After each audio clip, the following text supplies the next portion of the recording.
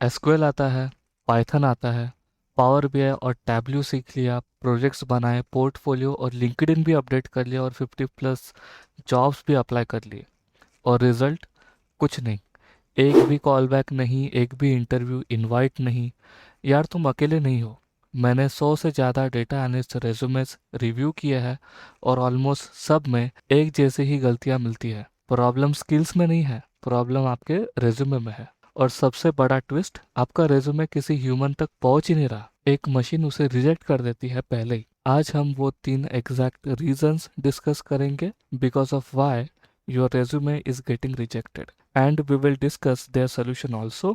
Third reason सबसे important है, तो उसे मिस मत करना। पहले ये समझ लो कि ये मशीन क्या है, जिसका नाम है एटीएस, एप्लीकेंट ट्रैकिंग सिस्टम। जब तुम नौकरी, लिंक्डइन या किसी भी कंपनी के करियर पेज पे अप्लाई करते हो, आपका रिज्यूमे सीधे एचआर के इनबॉक्स में नहीं जाता।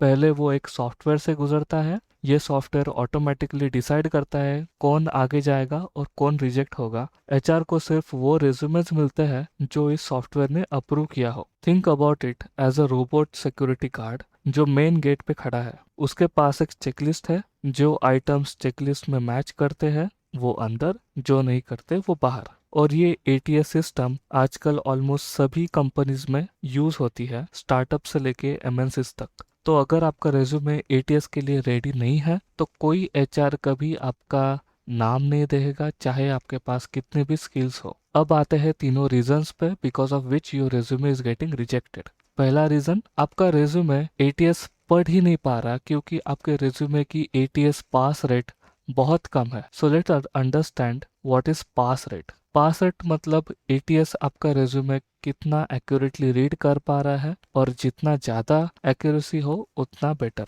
और यहाँ एक बड़ा ट्रैप है। लोग कैनवा पे जाते हैं, एक सुंदर सा रेज्यूमे बनाते हैं, 2 कॉलम्स, फैंसी आइकॉन्स, स्किल्स के आगे coloured progress bars, gradient headers, देखने में एब्सोल्युटली प्रोफेशनल लगता है। लेकिन व्हाट अबाउट एटीएस? एटीएस के लिए ये सब बेकार है। ATS is not able to read all those things. मैं तुम्हें एग्जैक्ट चीजें बताता हूँ जो एटीएस को कंफ्यूज करती है। पहली, the 2 column layout. ATS text को लेफ्ट से राइट और टॉप से बॉटम पढ़ता है। 2 कॉलम वाला रेज्यूमे उसे एक स्क्रैम्बल्ड मेस लगता है। आपका नाम अलग जगह पे होता है, फोन नंबर अलग जगह, सो मिक्स हो जाता है। दूसरी, हेडर्स और फुटर्स।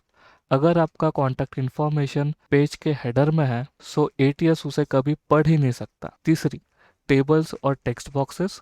इनके अंदर जो भी आपने लिखा है एटीएस के लिए कंप्लीटली इनविजिबल होता है। Fourth one, skill bars and icon. वो प्रोग्रेस बार जिसमें आपने प्रोग्रेस दिखाई कि लाइक एसक्यूएल मुझे 80% आता है, सो एटीएस के लिए वो सिर्फ एक इमेज है, कोई टेक्स्ट नहीं। और पांचवी, पीडीएफ जो कैनवा से एक्सपोर्ट की है।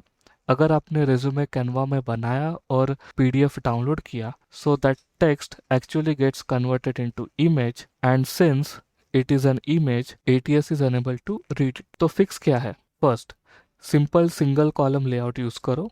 सेकंड, स्टैंडर्ड सेक्शन हेडिंग्स लिखो जैसे कि work experience, education, skills. Clean fonts use करो जैसे Calibri, Georgia, Times New Roman. Proper text based PDF जैसे कि माइक्रोसॉफ्ट वर्ड से एक्सपोर्ट करो, ना कि कैनवा से। अपना रेज्यूमे एक फ्री एटीएस चेकर पे चेक करो जैसे कि जॉब स्कैन और रेज्यूमे वर्डेड। ये टूल्स आपके रेज्यूमे का पास स्कोर और इश्यूज क्लियरली बताते हैं। लिंक डिस्क्रिप्शन में है, चेक कर सकते हो। अगर आपका पास स्कोर 80% से कम है, तो आप प्रैक्टिकली इनविजिबल हो to most of the recruiters.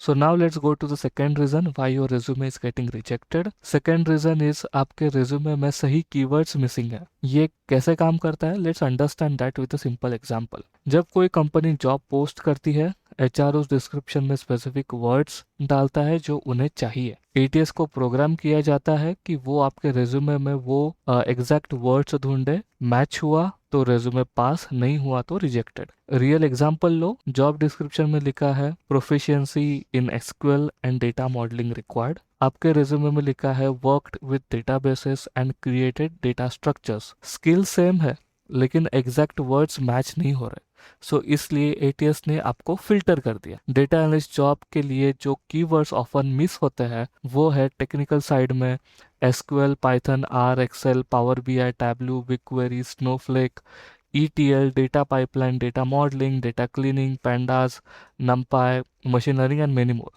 Process side में stakeholder management, business intelligence, cross functional collaboration, data driven insights, ad hoc analysis, KPI reporting and much more as you can see on the screen. अब fix कैसे करें? Step 1, job description copy करो और tagcrowd.com में paste करो। ये tool एक word cloud बनाता है जिसमें जो वर्ड्स सबसे बड़े हैं वो मोस्ट फ्रिक्वेंटली सीन कीवर्ड्स हैं उस डिस्क्रिप्शन में, उस जॉब डिस्क्रिप्शन में, इन्हें नोट करो। स्टेप 2, अपने रिज्यूमे के बुलेट पॉइंट्स और स्किल सेक्शन में वो exact same words naturally use करो, फोर्स मत करो, कंटेक्स्ट में बस फिट करो।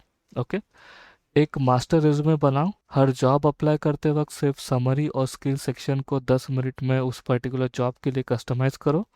Step 4, specific tool names explicitly लिखो, जैसे कि power BI, statistical analysis. ATS ये कीवर्ड्स ढूंढ रहा है, ये एक वर्ड मैचिंग गेम है, ATS के अगेंस्ट नहीं जाना, उसके साथ बस खेलना है। Okay let's go to the third most important and overlooked reason. आपका रिज्यूमे बताता है कि आपने क्या किया, लेकिन ये नहीं बताता कि आपने क्या अचीव किया। दो कैंडिडेट्स लो, दोनों सेम कंपनी में सेम रोल में काम करते हैं, दोनों का एक्सपीरियंस भी सेम है। Candidate A writes in his resume generated weekly sales reports for business team. Candidate B ने लिखा automated weekly sales reporting using Python, saved 6 hours of manual work, enabling business team to take pricing decisions 2 times faster। दोनों का काम same था, लेकिन candidate B ने अपना impact number के साथ एक्सप्लेन किया, कैंडिडेट A ने सिर्फ अपनी ड्यूटी बताई। ऑब्वियसली HR हमेशा कैंडिडेट B को ही बुलाएगा। अब तुम बोलोगे मेरे काम में कोई बिग नंबर्स नहीं थे, मैं एक छोटी कंपनी में था। यार नंबर हमेशा होते हैं, बस अपने आप से सही सवाल पूछो और बुलेट पॉइंट्स फ्रेम करो। सवाल नंबर 1, कितना डेटा था, कितने रोज प्रोसेस की, कितने रिपोर्ट्स बनाए, कितने डैशबोर्ड्स बनाए। सवाल नंबर 2, कितना टाइम बचा, प्रोसेस पहले कितने घंटे लेता था, आपके प्रोसेस इंप्रूवमेंट के बाद कितना टाइम अभी लेता है। सवाल नंबर 3, कितने लोग इम्पैक्ट हुए, तुम्हारी रिपोर्ट कौन यूज़ करता था, कितनी टीम साइज थी, कौन से डिपार्टमेंट्स इम्पैक्ट हुए। सवाल नंबर 4, अगर कोई फाइनेंशियल एंगल हो तो उसे भी इंक्लूड करो, रेवेन्यू ट्रैक किया, कोई कॉस्ट आइडेंटिफाई की, any decision which you supported in budget. For example see the transformation yourself. पहले ये लिखा था कि created dashboards for sales team, बाद में इंप्रूवमेंट के बाद आपने लिखा developed and deployed 3 real-time Power BI dashboards to track rupees 1.5 crore plus of in monthly revenue.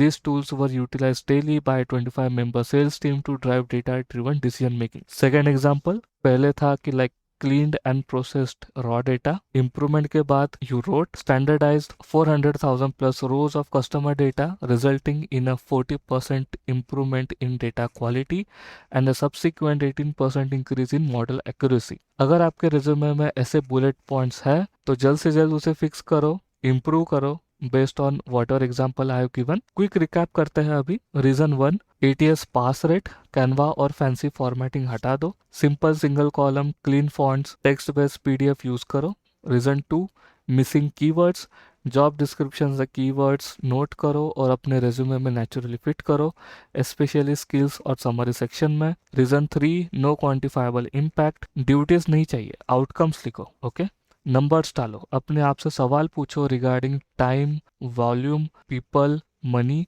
और ये 3 चीजें अगर आपने फिक्स करी तो आपका रिज्यूमे शॉर्टलिस्टिंग रेट बढ़। अब एक लास्ट बात, ये सब खुद करना टाइम कंज्यूमिंग है और अगर एक भी चीज गलत रह गई 50 और एप्लीकेशंस भी वेस्ट हो सकती है। इसलिए मैंने एक expert resume review service offer करता हूँ, स्पेशली डेटा एनालिस्ट के लिए।